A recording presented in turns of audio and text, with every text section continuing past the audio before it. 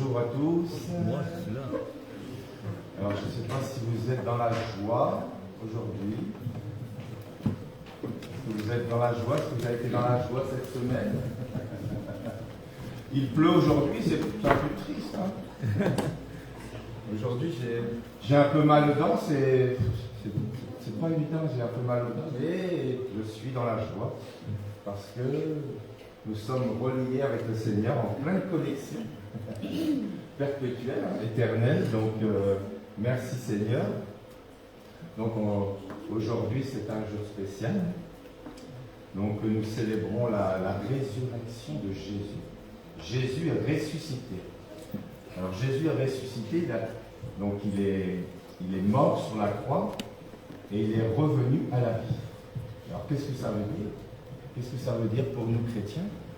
Ça veut dire que, voilà, nous sommes nés pécheurs, hein, nous sommes nés pécheurs et donc nous sommes privés de la gloire de Dieu. Privés de la gloire de Dieu, c'est-à-dire qu'on n'est pas en relation avec lui, hein, on est séparés de lui. Et donc l'idée d'être séparé du Seigneur, c'est l'enfer, quoi. Pour nous chrétiens, vivre sans Jésus, sans Dieu, c'est pas possible, quoi. C'est l'enfer, quoi. On est dans les ténèbres et donc nous sommes nés pécheurs et donc il fallait un sauveur, il fallait quelqu'un qui nous sauve de la mort, de l'enfer, quoi. Et donc Jésus est mort, ça faisait partie du plan, de Dieu.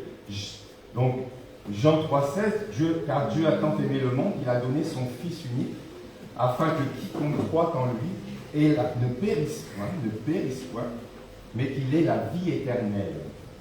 Donc voilà, Dieu nous aime et il a donné son Fils pour nous.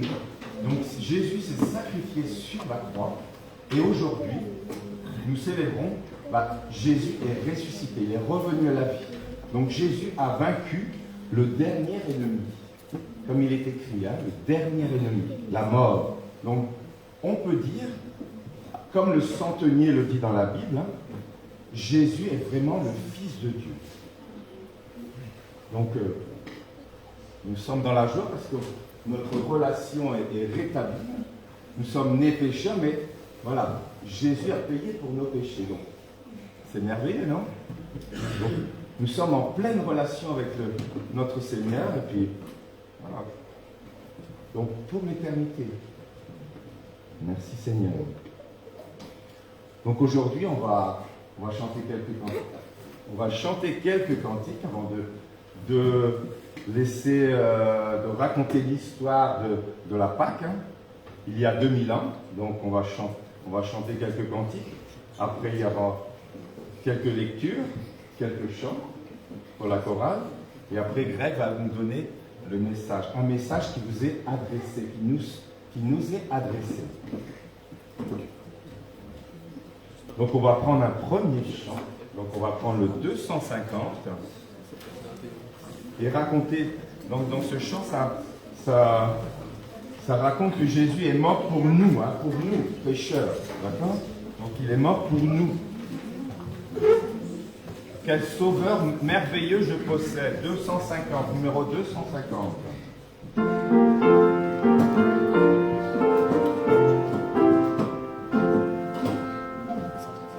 Quel sauveur merveilleux je possède. Il se livre à la mort pour moi. Et sa vie innocente il accède.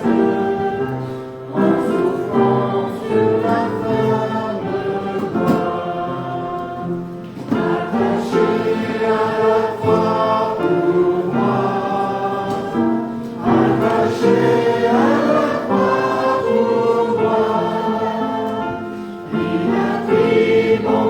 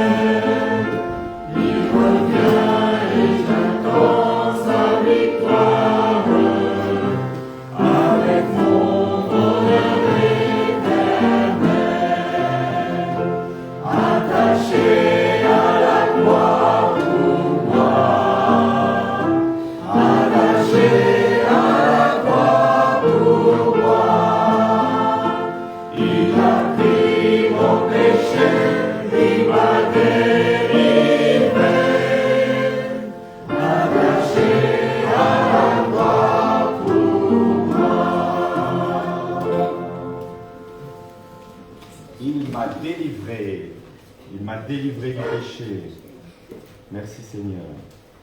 On va prendre le 130, s'il vous plaît. 130. Sur le mont du Calvaire. 130.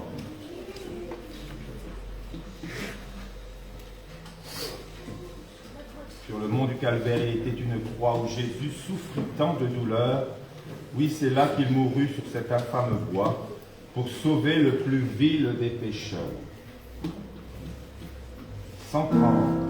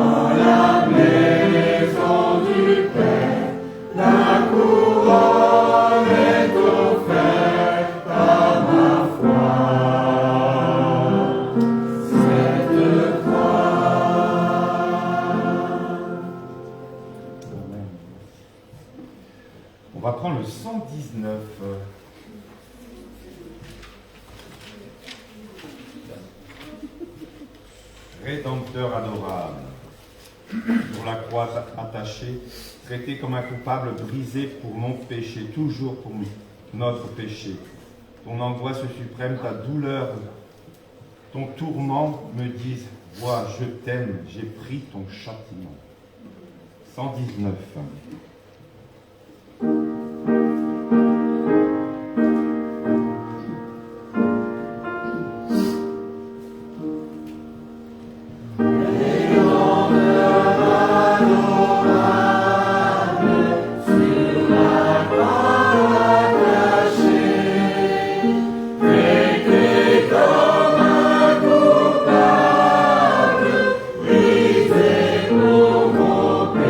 Péché.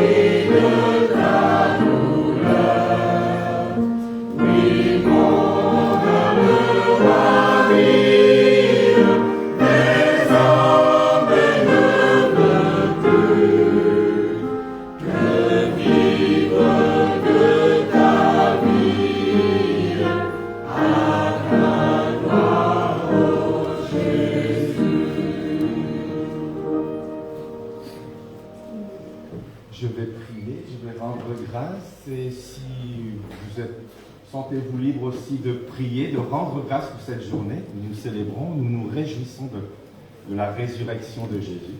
Donc, je vous invite aussi à prier, à rendre grâce. Donc, prions. Oui, Seigneur, nous sommes dans la joie, parce que c'est toi qui nous donnes la joie, Seigneur. Et oui, nous avons cette joie, cette paix pour l'éternité, Seigneur, parce que nous sommes avec toi. Oui, Seigneur, merci.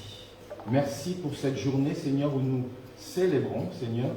Nous nous rappelons, Seigneur, de ton sacrifice et de ta résurrection, Seigneur. Oui, Seigneur, merci. Merci d'avoir rétabli cette séparation, Seigneur, d'avoir rétabli ce lien entre toi et nous, Seigneur. Merci. Merci, Seigneur, pour ton sacrifice, Seigneur. Béni soit ton nom, Seigneur. Et oui, Seigneur, nous voulons... Merci, Seigneur, pour notre salut, Seigneur, oui, Seigneur, pour nous avoir sauvés. Et merci d'être notre guide. Oui, Seigneur, quelle importance, Seigneur, de ces choses, Seigneur, pour notre vie, Seigneur, où sinon nous sommes dans les ténèbres, Seigneur, et nous marchons errants. Mais tu es là pour nous guider, Seigneur, pour nous donner la lumière. Oui, Seigneur, béni soit ton nom. Nous voulons encore te louer, Seigneur, par nos textes, par nos chants, oui, Seigneur, par nos paroles, Seigneur. Nous voulons te louer et te dire merci.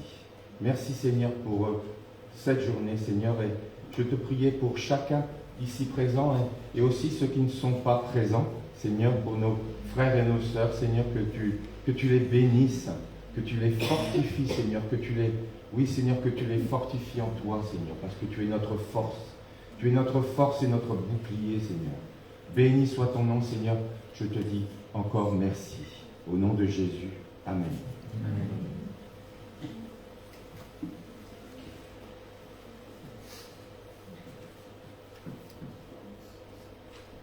Seigneur, je te rends grâce, Seigneur, pour le premier jour, Seigneur, de la semaine. Je te rends grâce, Seigneur, parce que tu nous as donné le salut, Seigneur. Et ça a été payé une fois pour tout. Je te remercie, Seigneur, parce que tu as donné ton unique Fils pour nous pécher, Seigneur. Ton sang a été coulé sur la croix pour nous, Seigneur. Nous te rendons grâce, Seigneur, parce que tes paroles t'ont ressuscité, Seigneur. Merci, Seigneur, pour être toujours avec nous, comme tu as promis, Seigneur. Je te prie, Seigneur, pour la chorale à tout à l'heure, Seigneur, qui nous fait bien chanter pour toi, pour t'honorer, pour te glorifier, Seigneur. Et soit avec Greg pour nos messages, Seigneur. Merci pour tous les frères et sœurs qui sont ici, Seigneur. Au nom de Jésus-Christ, qui un jour, Seigneur, tu vas revenir de nous à chercher. Amen. Amen.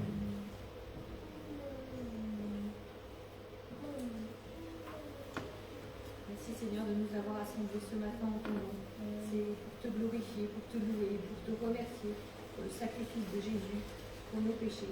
C'est lui qui a tout payé. Nous n'étions pas dignes d'être en relation avec toi. Et par amour pour nous, il a donné sa vie sur la croix. Merci parce que nous savons qu'il est auprès de nous ce matin et qu'il reviendra nous chercher un jour. Et fait que le message de la Pâque, du sacrifice de Jésus, puisse toucher des cœurs encore ce matin. Soit avec chacun de mes frères et sœurs ici présents, mais aussi avec ceux qui sont absents, et qu'ils puissent célébrer ta mort, mais surtout ta résurrection. Au nom de ton Fils Jésus. Amen. Amen. Merci Seigneur pour ton Dieu qui est avec nous. Nous les hommes des péchés, les hommes irréconciliables, les hommes sans merci, mais Dieu est toujours avec nous. Ton aide est toujours envers nous. De ne pas nous laisser. Il te donne tout moyen pour nous sauver, pour nous aider. Et de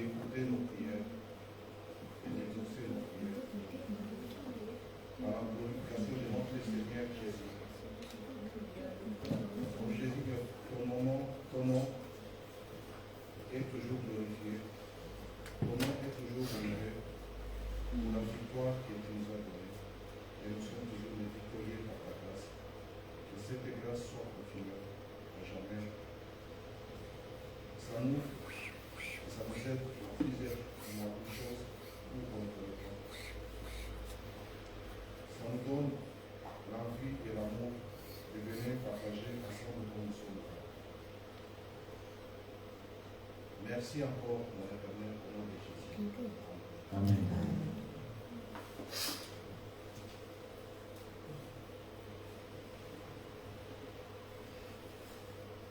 Seigneur, nous voulons te remercier aussi pour le privilège que nous avons de pouvoir nous réunir ce matin pour célébrer ta victoire sur le péché et sur la mort. Seigneur, merci que nous pouvons être là ensemble pour tout le monde. Sois béni, Seigneur, au nom de Jésus-Christ. Amen. Amen.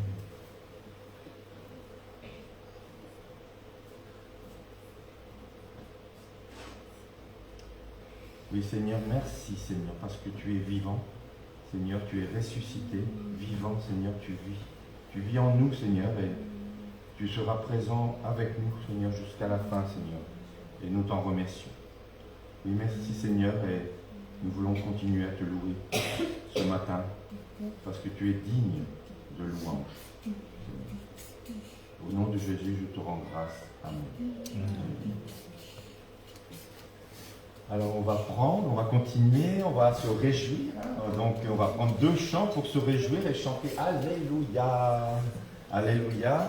Donc le 136. Alléluia.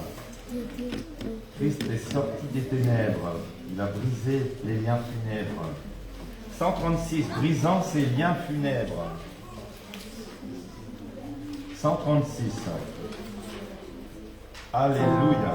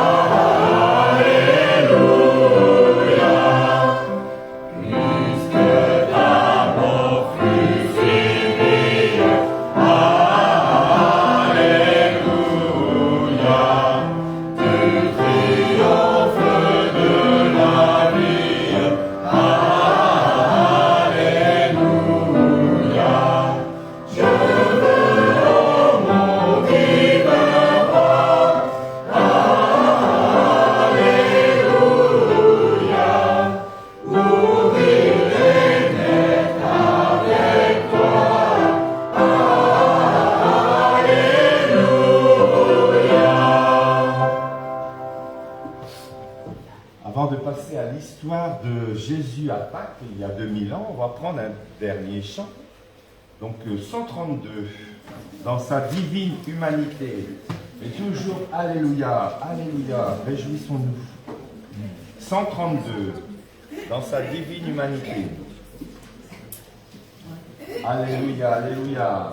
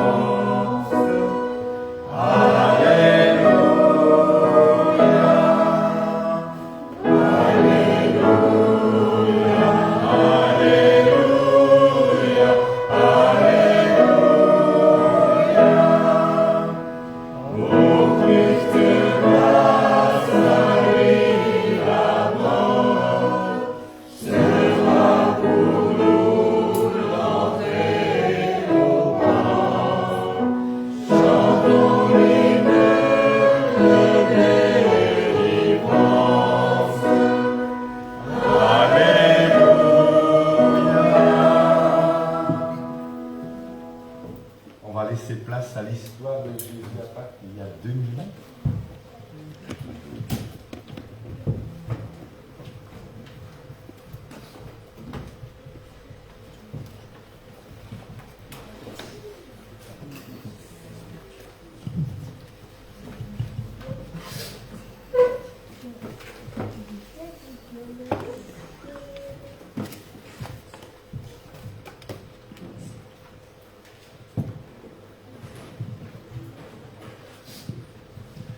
Jésus demanda à ses disciples, « Qui dit-on que je suis ? Moi, le Fils de l'homme. » Simon-Pierre répondit, « Tu es le Christ, le Fils du Dieu vivant. » Dès lors, Jésus commença à leur faire connaître qu'il fallait qu'il aille à Jérusalem. Il leur dit, « Le Fils de l'homme doit être livré entre les mains des hommes. Ils le feront mourir, et le troisième jour, il ressuscitera. » Lorsque le temps approcha où il devait être enlevé du monde, Jésus prit la résolution de se rendre à Jérusalem. Il prit à part les 12 disciples, et il leur dit en chemin, « Voici, nous montons à Jérusalem, et le Fils de l'homme sera livré aux principaux sacrificateurs et aux scribes. Ils le condamneront à mort et le livreront aux païens pour qu'ils se moquent de lui, le battent de verge et le crucifient. Et le troisième jour, il ressuscitera. » Mais ils ne comprirent rien à cela. C'était pour eux comme un langage taché, des paroles dont on ne saisissait pas le sens. La fête de Pâques devait avoir lieu 2 jours après. Les disciples préparèrent la Pâque. Le soir étant venu, Jésus se mit à table avec les 12.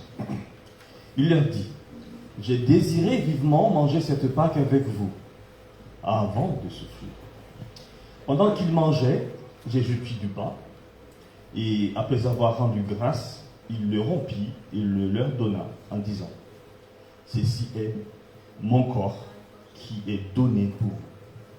Faites ceci en mémoire de moi. » Il prit ensuite une coupe, et après avoir rendu grâce, il la leur donna en disant, « Buvez-en tous, car ceci est mon sang, le sang de l'alliance, qui est répandu pour beaucoup, pour le pardon des péchés. » Jésus leur dit, « Je serai pour vous tous cette nuit une occasion de chute, car il est écrit, je frapperai les bergers et les brebis seront dispersés. Mais après que je serai ressuscité, je vous précéderai en Galilée. » Ils allèrent ensuite dans un lieu appelé Gethsémani. Et Jésus dit à ses disciples, « Asseyez-vous ici pendant que je prierai. » Il prit avec lui Pierre, Jacques et Jean, et il commença à éprouver de la frayeur et des angoisses. Il leur dit, « Mon âme est triste jusqu'à la mort. Restez ici et veillez. » Puis, ayant fait quelques pas en avant, il se jeta contre terre et pria que, s'il était possible, cette heure s'éloigne de lui.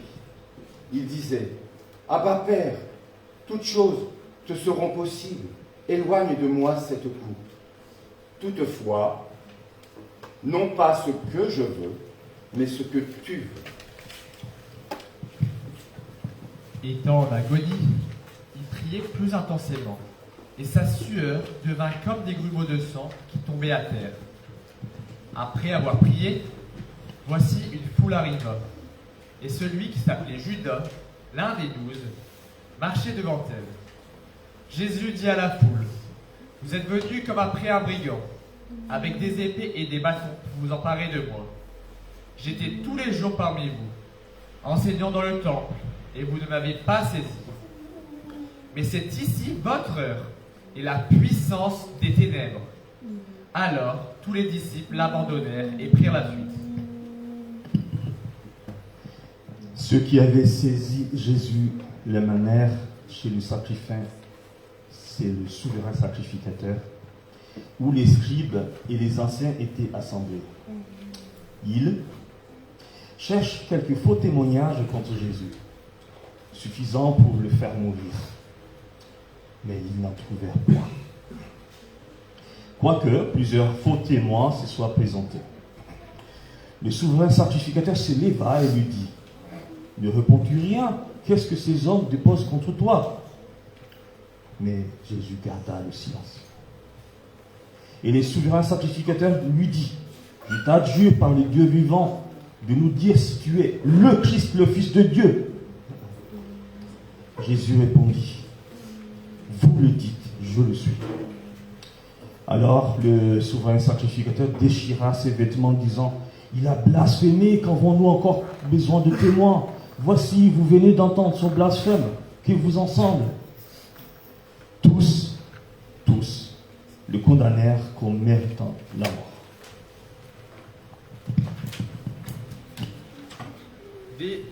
Dès que le matin fut venu, ils se levèrent tous, et après avoir lié, ils conduisirent Jésus devant Ponce Pilate, le gouverneur. Ils se mirent à l'accuser, disant, « Nous avons trouvé cet homme excitant notre nation à la révolte, empêchant de payer le tribut à César, et se disant lui-même, Christ, roi. » Pilate l'interrogea, « Es-tu le roi des Juifs ?» Jésus lui répondit, « Tu le dis. » Les principaux sacrificateurs portaient contre lui plusieurs accusations. Pilate l'interrogea de nouveau. « Ne réponds-tu rien? Vois de combien de choses il t'accuse. » Et Jésus ne donna plus aucune réponse, ce qui étonna Pilate. Comme ils étaient assemblés, Pilate leur dit, « Que ferai-je donc de Jésus qu'on appelle Christ ?» Car ils savaient que c'était par envie qu'ils avaient livré Jésus. Tous répondirent, « Qu'il soit crucifié !» Le gouverneur dit, « Mais quel mal a-t-il fait ?» Et ils crièrent encore plus fort, « Qu'il soit crucifié !» Pilate, voyant qu'il ne gagnait rien, mais que le tumulte augmentait, dit, « Je suis innocent du sang de ce juste. Cela vous regarde. » Alors, Pilate prit Jésus et le fit battre de verges. Après, il le livra pour être crucifié. Les soldats du gouverneur conduisirent Jésus dans le prétoire. Ils lui ôtèrent ses vêtements et les couvrirent d'un manteau écarlate. Ils tressèrent une couronne d'épines qu'ils posèrent sur sa tête. Puis, s'agenouillant devant lui, ils le rayaient en disant, « Salut, roi des Juifs !» Après s'être moqué de lui, ils lui ôtèrent le manteau et l'amenèrent pour le crucifier. Arrivés au lieu nommé Golgotha, ils le crucifièrent là. Jésus dit, « Père, pardonne-leur, car ils ne savent pas ce qu'ils font. » On écrivit au-dessus de sa tête, « Celui-ci est Jésus, le roi des Juifs. » Le peuple se tenait là et regardait. Les magistrats se moquaient de lui, de Jésus. Les passants l'injurièrent et secouaient la tête. « Si tu es le Fils de Dieu, descends de la croix. » Les principaux sacrificateurs, avec les scribes et les anciens, se moquaient aussi de lui et disaient, « Il a sauvé les autres et il ne peut pas se sauver lui-même. S'il est le roi d'Israël, qu'il descende de la croix et nous croirons en lui. Que Dieu le délivre maintenant s'il l'aime. Car il a dit, « Je suis fils de Dieu. » Les soldats aussi se moquaient de lui.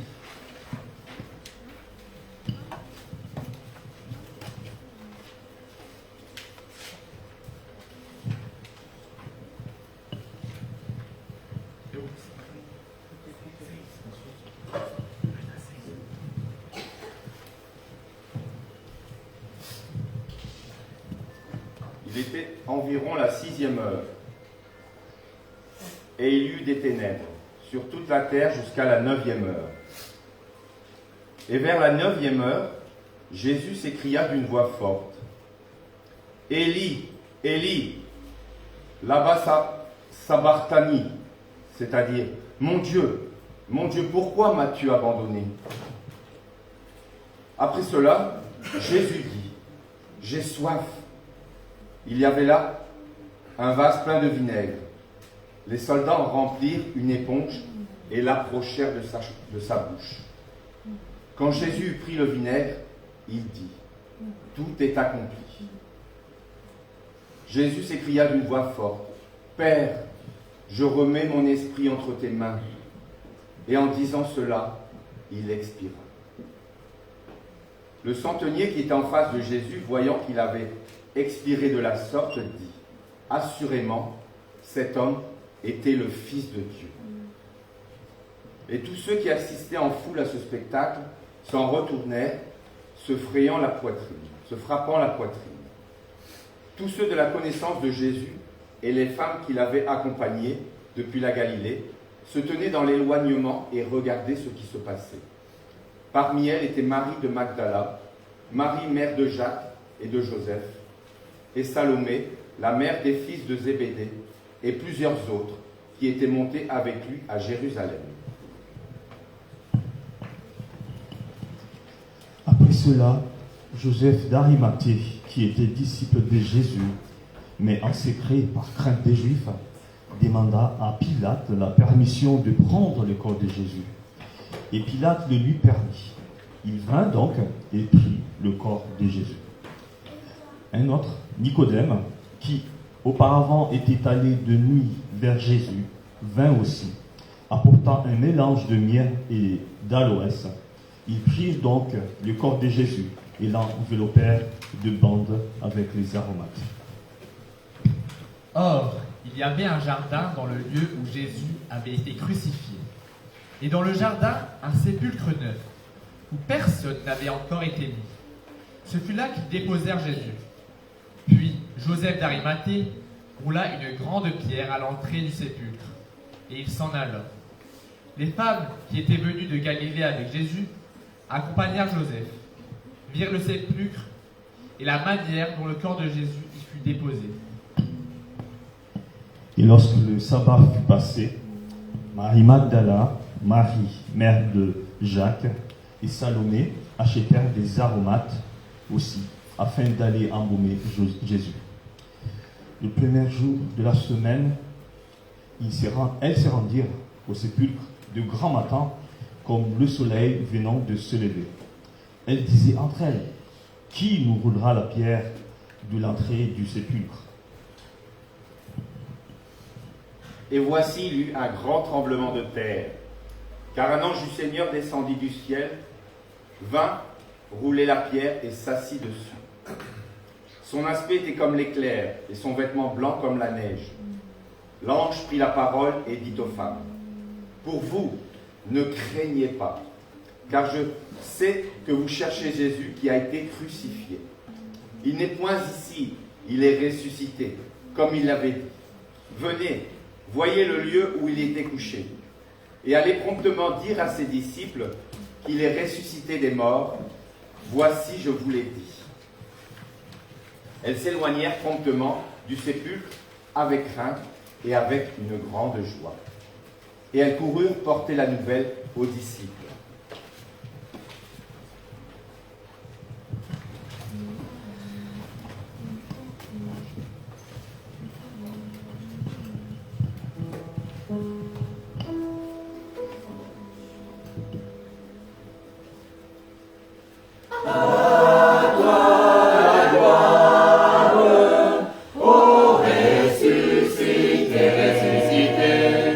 À toi la victoire.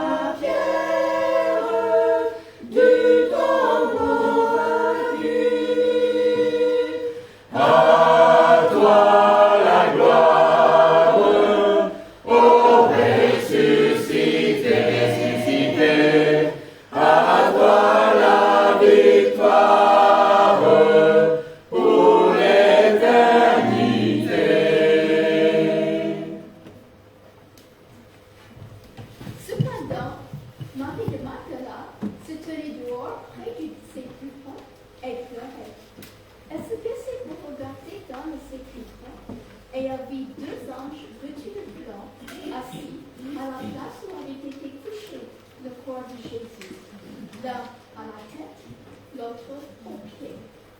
Il lui dit, femme, pourquoi pleures-tu? Elle répondit, parce qu'ils ont enlevé mon Seigneur, et je ne sais où ils l'ont mis.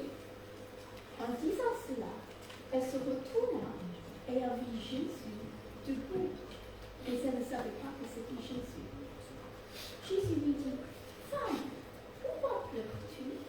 Qui cherches-tu? Elle, pensant que c'était le jardinier, lui dit, Seigneur, si c'est toi qui l'as emporté, dis-moi où tu l'as mis, et je le prendrai. Jésus lui dit, Marie. Elle se retourna et lui dit en hébreu, Rabboni, c'est-à-dire maître.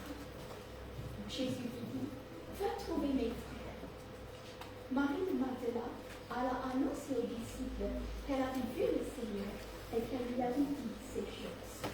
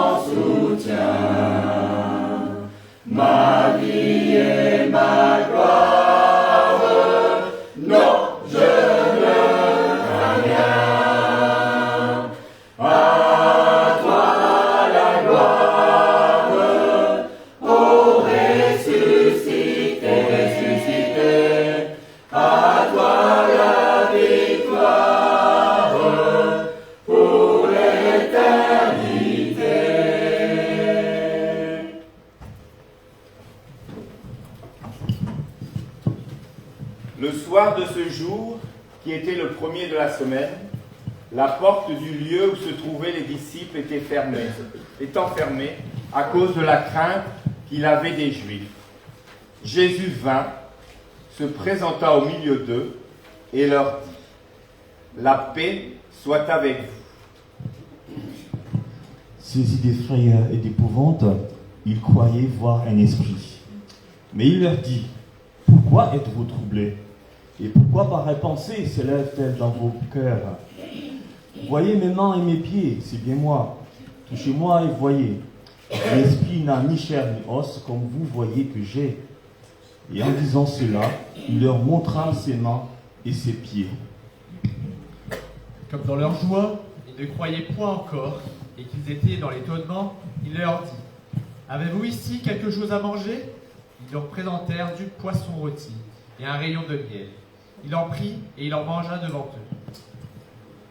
Puis il leur dit, « C'est là ce que je vous disais lorsque j'étais encore avec vous, qu'il fallait que s'accomplisse tout ce qui est écrit de moi, dans la loi de Moïse, dans les prophètes et dans les psaumes. » Alors, il leur ouvrit l'esprit, afin qu'ils comprennent les Écritures, et il leur dit, « Ainsi il est écrit que le Christ souffrirait, qu'il ressusciterait des morts le troisième jour, et que la repentance et le pardon des péchés seraient prêchés en son nom. Vous êtes témoins de ces choses. » Thomas, appelé Didyme, l'un des 12, n'était pas avec eux lorsque Jésus vint. Les autres disciples lui dirent donc, « Nous avons vu le Seigneur. » Mais il leur dit, « Si je ne vois la marque des clous, et si je ne mets mes doigts dans la marque des clous, et si je ne mets ma main dans son côté, je ne croirai point. » 8 jours après, les disciples de Jésus étaient de nouveau dans la maison, et Thomas se trouvait avec eux. Jésus vint, les portes étant fermées, se présenta au milieu d'eux et dit, « La paix soit avec vous. » Puis il dit à Thomas, « Avance ici ton doigt et regarde mes mains. Avance aussi ta main et mets-la dans mon côté. Et ne sois pas incrédule, mais crois. » Thomas lui répondit, « mon Seigneur et mon Dieu. Jésus lui dit, parce que tu m'as vu, tu as cru. Heureux ceux qui n'ont pas vu et qui ont cru.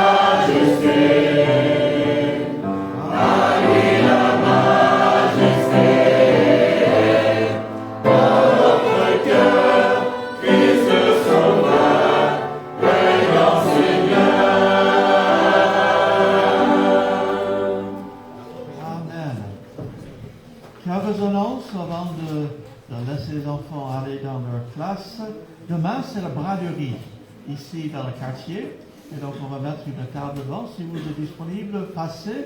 On va distribuer des traités, on va essayer de parler avec les gens. sauf s'il pleut. S'il pleut, c'est un peu gâché. Mais Dieu voulant, on va faire cela. Une prière mardi soir, comme d'habitude, et tu lis jeudi soir. Et puis ce matin, tous les enfants vont se retrouver en haut pour voir une vidéo ensemble par rapport à Pâques. Voilà, on va laisser les enfants aller dans leur classe.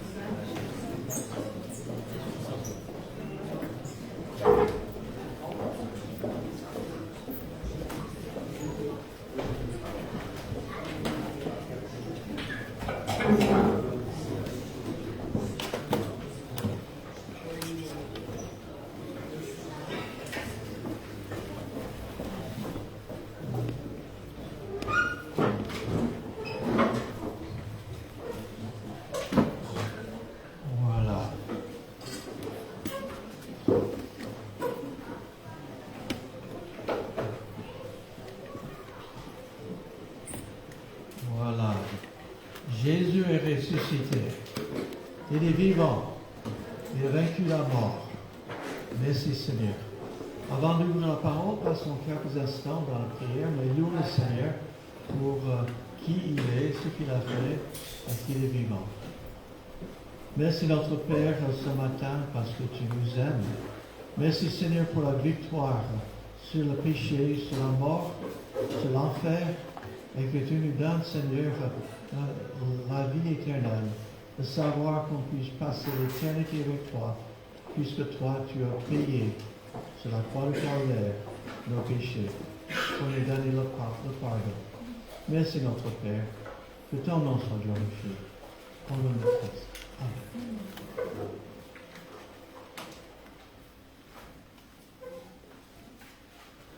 Amen. Donc, Thomas, il a dit, si je ne vois dans ses mains la marque des marques des clous dans ses mains, si je ne mets pas ma main dans le marque dans son côté, je ne croirai pas. Combien de fois est-ce que nous avons entendu les gens dire, je suis comme Saint Thomas, comme c'est un point d'honneur. Je suis comme Saint Thomas, je ne crois que ce que je vois. Mais est-ce que c'est raisonnable? On croit beaucoup de choses sans l'avoir vu. N'est-ce pas? J'aime bien, j'ai déjà raconté ça plein de fois, mais quand je parle avec des jeunes qui sont qui se moquent de Dieu un peu, ils disent, je ne crois que ce que je vois. Et je dis, votre cerveau, vous ne l'avez jamais vu? Non. On croit beaucoup de choses. On croit tout ce qu'on entend à la télé, n'est-ce pas? Combien de fois j'ai entendu, c'est vrai, je l'ai vu à la télé. Je l'ai vu sur Internet. Il y en a qui croient que toute la vie, ça évolue toute seule. Je me souviens une fois, on a distribué des traités à la sortie d'autoroute à Ville d'Ascq, à côté de l'université, et j'ai eu un petit entretien avec un étudiant, et bien sûr, il commençait, mais on a évolué, tout cela. J'ai dit, waouh, autrefois, tout ça, c'est fait toute seule, sans créateur, sans qu'il y ait personne qui l'a fait. La vie, c'est extraordinaire. J'ai mis des milliards de cellules ensemble. Autrefois, ça m'épate. On croit beaucoup de choses, mais on ne croit que ce qu'on a vu. Mais quand j'étais jeune, en photo était une preuve. Et puis, on a inventé Photoshop. Vous savez, vous voyez les photos ne veulent rien dire aujourd'hui. Une photo peut être manipulée, changée, transformée. Et maintenant, il y avait des vidéos. Et puis on a inventé l'intelligence artificielle Et maintenant, il y a des vidéos qui semblent tellement vraies, mais sont tout à fait des montages. Dernièrement, enfin, je ne fais pas la politique ici, mais c'était quand même marrant. Parce que quelqu'un a fait un montage. Il y avait Marine Le Pen et l'extrême gauche, Mélenchon, qui était en train de se marier. Elle était habillée, c'est un montage. Je parle politique, vous votez qui vous voulez, je suis tout à fait en dehors de ça. Mais est-ce qu'on peut croire ce qu'on voit? On voit beaucoup de choses sans l'avoir vu. Oui.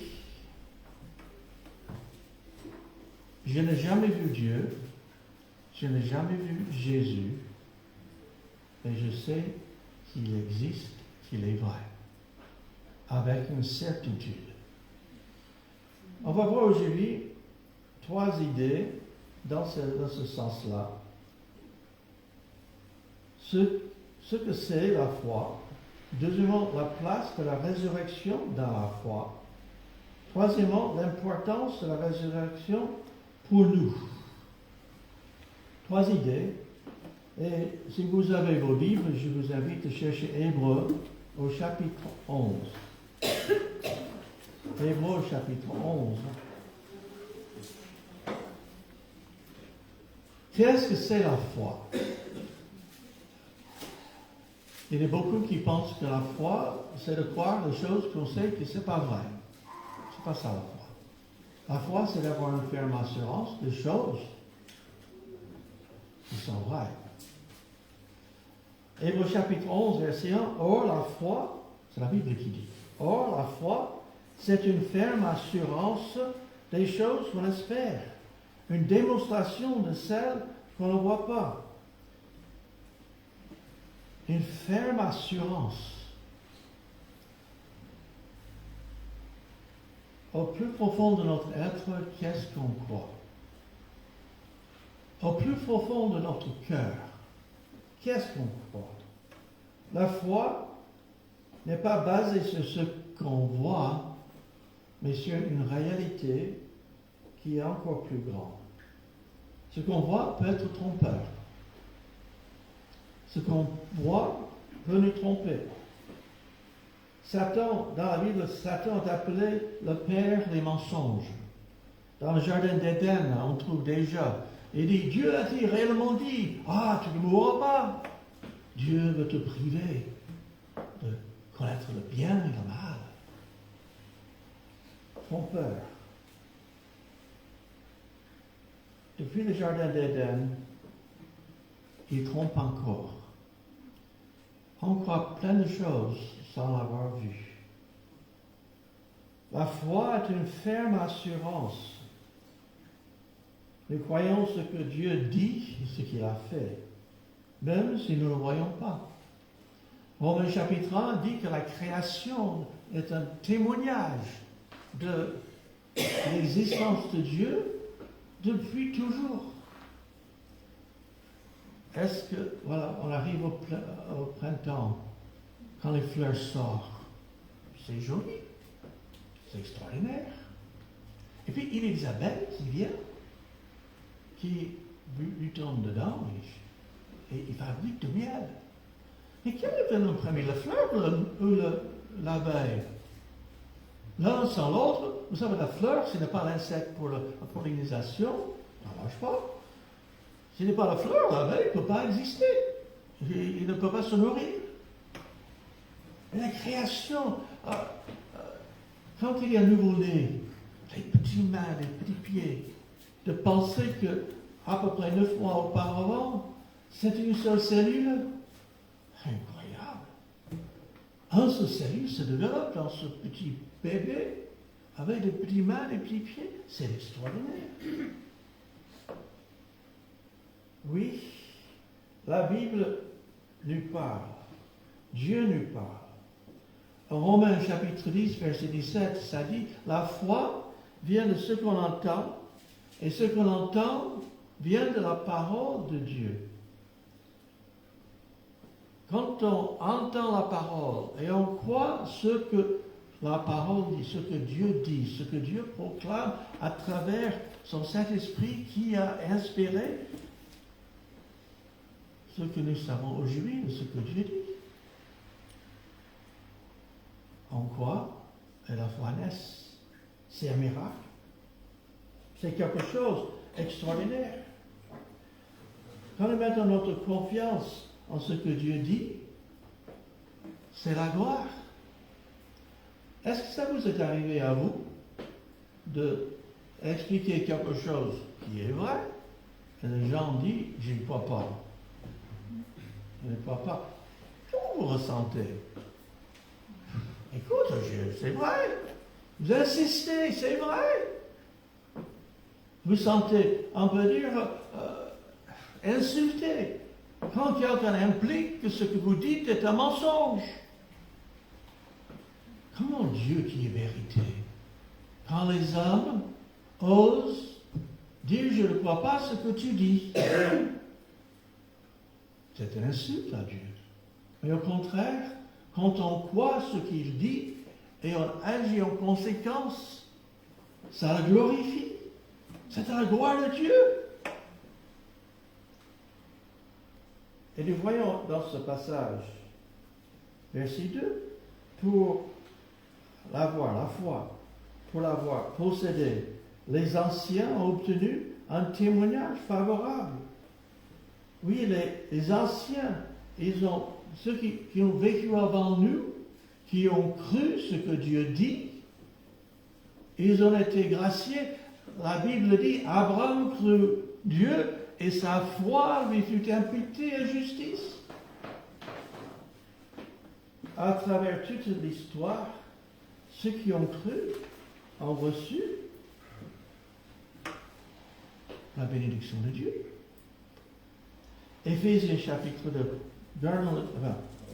On va revenir à Hébreu, mais Éphésiens chapitre 2, versets 8 et 9, verset que suivant on cite. C'est par la grâce que vous êtes sauvés par le moyen de la foi. Et cela ne vient pas de vous. Le salut ne vient pas de vous. C'est le don de Dieu. Ce n'est pas par les œuvres afin que personne ne se glorifie. On croit ce que Dieu dit. Hébreux chapitre 11 et verset 3. Je reviens à Hébreux chapitre 11. C'est par la foi que nous reconnaissons que l'univers a été formé par la parole de Dieu, en sorte que ce qu'on voit n'a pas été fait de choses visibles. En Genèse chapitre 1 et 2, on voit que Dieu parle, il dit, et une chose fut. Il dit, et il y a un verset qui dit qu'il a créé la terre par sa puissance. Je ne suis pas scientifique, mais on étudie en science, Einstein qui a dit que E égale mc2, je ne sais pas l'expliquer, peut-être certains parmi vous ont une compréhension, mais plus ou moins, si on veut dire simplement, l'énergie et la matière sont interchangeables. La matière est faite d'énergie, l'énergie c'est interchangeable. Enfin, moi, je ne comprends pas. Mais on voit que Dieu, il est tout puissant, omniprésent, tout puissant, omniscient, il sait tout. Et ce Dieu extraordinaire, quand il a dit, les choses furent créées. Nous, on ne peut pas faire ça. Moi, il faut que je prenne les matières pour faire quelque chose. Mais Dieu, à partir de sa puissance, les choses qu'on ne voit pas, il a créé ce qu'on voit. Et verset 4, on va sauter jusqu'au verset 6. Or, dans la foi, il est impossible de lui être agréable. Il faut que celui qui s'approche de Dieu croit que Dieu existe et qu'il est le rémunérateur de ceux qui le cherchent. Est-ce que nous sommes attentifs à ce que Dieu dit? Sans la foi, vous ne pouvez pas vous rendre agréable à Dieu. Ce n'est pas nos bonnes œuvres, nos bonnes œuvres sont comme les vêtements souillés, nous dit Ésaïe. C'est quelque chose d'imparfait, nos œuvres. Nos meilleures œuvres ne peuvent pas nous mériter la vie éternelle. Nos meilleurs efforts ne peuvent pas nous mériter le salut éternel, le pardon de nos péchés. Exemple que j'ai déjà utilisé plein de fois, que certains parmi vous connaissez. Si un homme a fait un crime terrible, on l'amène devant le juge, et que le juge, on a toutes les preuves, on sait que c'est lui, on a des témoins, on a tout ce qu'il faut, il n'y a aucune circonstance qui excuse son acte. Et que le juge dit, et que cet homme commence à dire, mais je suis gentil avec mon voisin. Même j'ai donné mon sang à la Croix-Rouge. Même j'ai fait plein de bonnes choses. Le juge s'il dit, vous êtes gentil, je vous pardonne. Les victimes de ce crime, ils vont dire injuste. Vous pensez à l'instant que Dieu peut être injuste si le péché n'est pas puni? Et c'est là ce que Jésus a fait sur la croix du Calvaire. Jésus-Christ, il a payé notre place. Cherchons 1 Corinthiens chapitre 15. 1 Corinthiens chapitre 15. C'est l'apôtre Paul qui écrit ici, sur l'inspiration du Saint-Esprit. Je vous rappelle, frères, l'évangile que je vous ai annoncé. L'apôtre Paul il va les rappeler ce que c'est la bonne nouvelle que vous avez reçue, dans laquelle vous avez persévéré, et par laquelle vous êtes sauvés, par la bonne nouvelle, la parole de Dieu, le message de Christ. Si vous le retenez dans les termes où je vous l'ai annoncé, autrement, vous aurez cru en vain. Ce n'est pas de croire n'importe quoi. On a besoin de croire la bonne nouvelle de Dieu, de Christ. Verset 3. Je vous ai enseigné, avant tout, voilà des idées principales dans lesquelles compose l'Évangile. Je vous ai enseigné avant tout, comme je l'avais aussi reçu, que Christ est mort pour nos péchés. La Bible dit le salaire du péché, c'est la mort. Qu'est-ce que méritent nos péchés, nos fautes, nos mensonges, nos vols, nos mauvaises pensées? Tout cela, ça mérite la mort, la séparation avec Dieu, la condamnation éternelle. Et Christ est mort pour nos péchés. Il est mort à notre place. Lui, l'innocent, est mort pour nous. Voilà mon illustration préférée que j'utilise souvent. Je vais laisser cette main représenter chacun de nous. Ça, c'est vous, c'est moi. Je laisse mon portefeuille représenter nos péchés. Nous avons tous péché, il faut l'admettre. Nous avons tous menti à un moment donné, on a tous volé, on a tous violé les lois de Dieu, on a tous fait les choses qui déplaisent à Dieu. Nous sommes tous des pécheurs. Mais pour être dans la présence de Dieu, il faut être sans péché. Pour connaître Dieu, on ne peut pas entrer dans sa présence avec nos péchés. Nos péchés, la Bible nous sépare. Ésaïe 59, il dit, nos péchés nous séparent avec Dieu. En laissant l'autre main représenter Jésus-Christ. Jésus-Christ est venu. Il a vécu parmi nous pendant à peu près 33 ans. C'est pas exactement, mais à peu près. Il a vécu parmi nous sans jamais pécher. Il n'a jamais menti. Il n'a jamais triché. Il n'a jamais volé.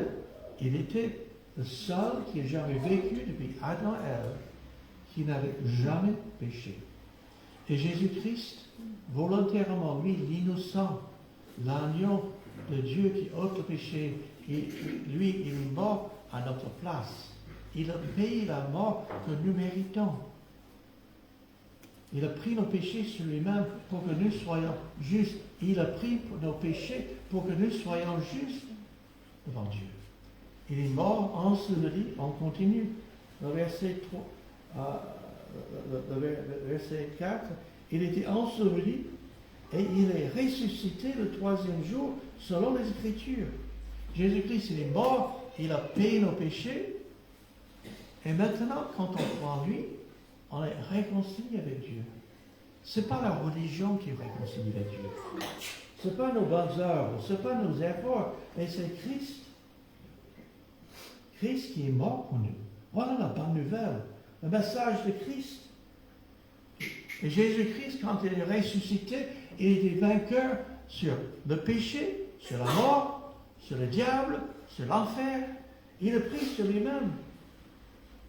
Quelqu'un a dit, j'ai trouvé ça intéressant, qu'il y a plus de 4000 religions dans le monde. Mais il y a un seul tombeau, celui de Christ, qui est vide. Le tombeau de Christ était vide. Les opposants à Jésus avaient tellement peur de la résurrection qu'ils ont mis un garde devant pour prouver que le corps de Christ n'a pas été volé et enlevé. Et puis un ange, comme on l'a vu là tout à l'heure dans cette lecture des passages bibliques, un ange dessus roulait la pierre et Christ était sorti vainqueur. Parmi toutes les religions du monde, il y a un seul tombeau vide par celui qui a payé nos péchés, vaincu la mort. Un seul qui nous donne cette espérance. En Corinthiens chapitre 15, un peu plus loin dans ce chapitre, à partir de la troisième idée, l'importance de la résurrection pour nous. Verset 17, tout ce chapitre en Corinthiens 15 nous parle de la résurrection. Chez vous, si vous voulez méditer ce passage, vous allez trouver bien des choses extraordinaires. Mais verset 17, et si Christ n'est pas ressuscité, votre foi est vaine. La résurrection de Christ, c'est essentiel pour la foi chrétienne. Si Christ n'est pas ressuscité, vous êtes encore dans vos péchés. Christ, en ressuscitant, a prouvé qu'il a payé le péché à notre place. S'il aurait resté vaincu par la mort, on ne serait pas sûr. Verset 18.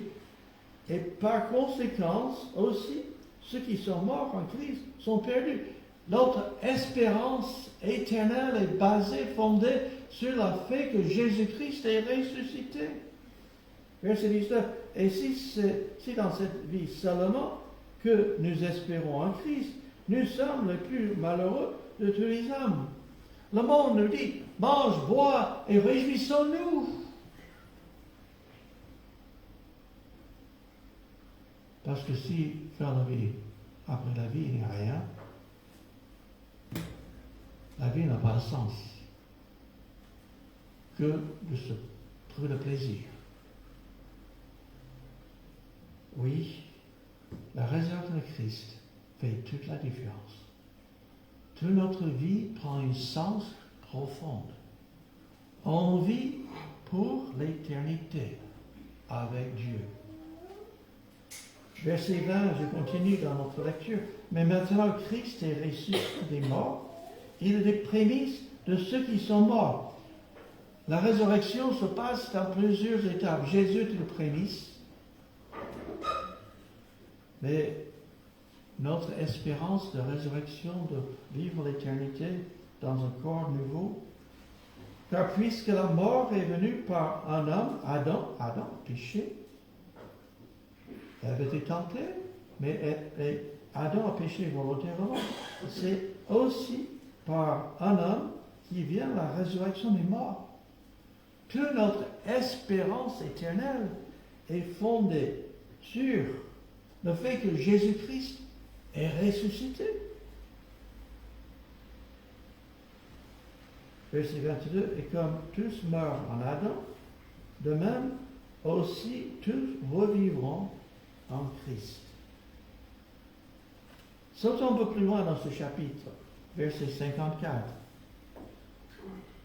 En parlant de la résurrection, de l'espoir, il dit, verset 54, lorsque ce corps corruptible aurait revêtu l'incorruptibilité, et que ce corps mortel aurait revêtu l'immortalité, alors s'accomplira la parole qui est écrite.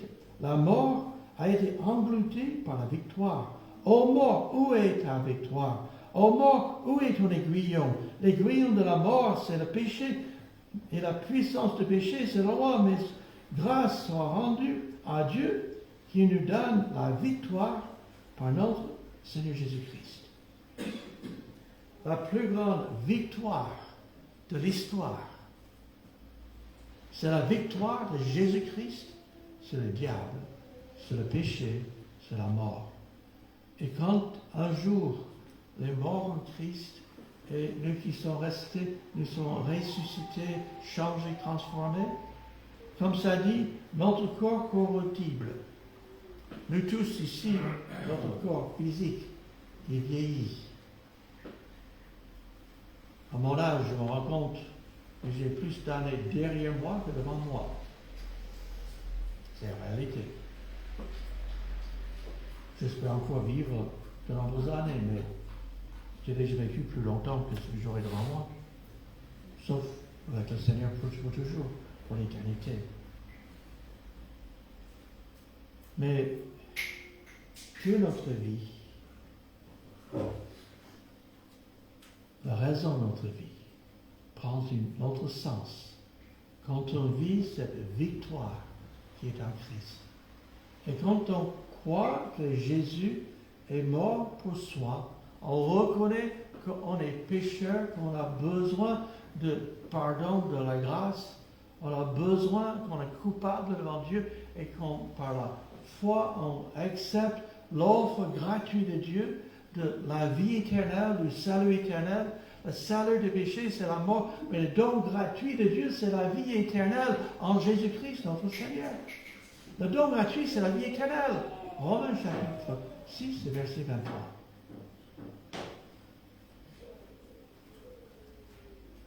Jésus ressuscité, ça change tout.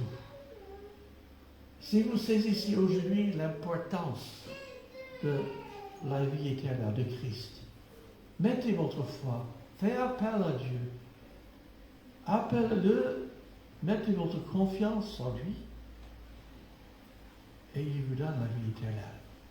Vous passera de la mort spirituelle à la vie spirituelle. Revenons à Jean chapitre 20, pour clore un peu avec l'exemple de Thomas. Et mettons tout ce qu'on vient de dire dans le contexte de ce que Thomas a dit. Jean chapitre 20, verset 4. Thomas, appelé Didyme, l'un des 12, n'était pas avec eux lorsque Jésus vint. Donc Jésus avait apparu aux autres, Thomas n'était pas là. Les autres disciples lui dirent, oh, donc, nous avons vu le Seigneur. Mais il leur dit, si je ne vois dans ses mains la marque des clous, et que si je ne mets mon doigt dans la marque des clous, et si je ne mets ma main dans son côté, je ne croirai point. Comme il a dû être embarrassé par ce qu'il vient de dire quand il va voir Jésus. 8 jours après, les disciples de Jésus étaient de nouveau dans la maison et Thomas se trouvait avec eux. Jésus vint, les portes étaient fermées, se présentait au milieu d'eux et dit, la paix soit avec vous. Mettons-nous dans la peau des disciples. Ils sont enfermés. Ils ont vu Jésus mort sur la croix, la crucifixion, et là, Jésus de nouveau se présente au milieu d'eux. La paix, c'est calmez-vous, ne soyez pas troublés. Écoute, c'est la meilleure chose possible. Verset 27. Puis il dit à Thomas, Jésus, c'est tout. Avance ici ton doigt et regarde mes mains. Avance aussi ta main et mets-la dans mon côté. Et ne sois pas incrédule, mais crois. Aïe, aïe, aïe. Est-ce qu'on aurait aimé être à la place de Thomas ce jour-là? Thomas lui dit, mon Seigneur et mon Dieu. Thomas reconnaît que Jésus est le Seigneur, que Jésus est Dieu manifesté en chair. Verset 29. Mais parce que tu m'as vu, c'est Jésus qui parle, tu as cru. Mais heureux ceux qui n'ont pas vu et qui ont cru. Mes amis, croyez-vous en Jésus-Christ ressuscité? Avez votre foi en lui? Ou est-ce que vous avez placé votre foi dans plein d'autres choses? Mettez votre foi en Christ, mort pour vous, pour vos péchés. Vous serez pardonné, gracieux. Vous passerez de la mort spirituelle à la vie spirituelle. Vous serez réconciliés avec Dieu. Et ça vaut la peine. Prions le Seigneur.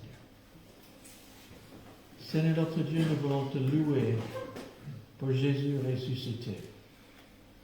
Nous voulons te louer. Et Seigneur, que si quelques-uns ici ne te connaissent pas, qu'ils placent leur foi en toi, qui t'appellent par la foi, qu'ils reçoivent cette vie éternelle, ce cadeau gratuit que tu donnes à celui qui croit. Que la parole de Dieu produit dans leur cœur la foi, la vraie foi,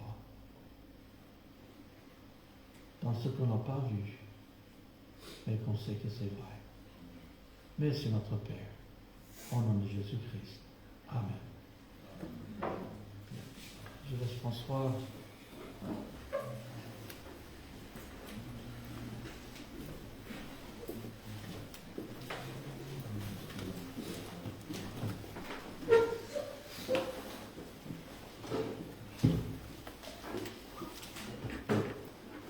On peut chanter le 136 pour célébrer. 136.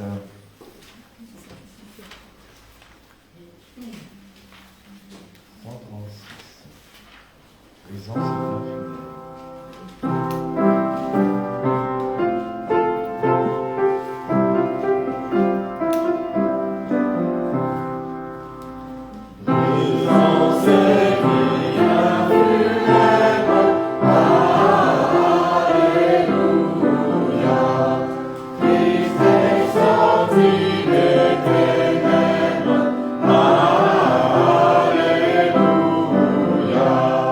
Le ciel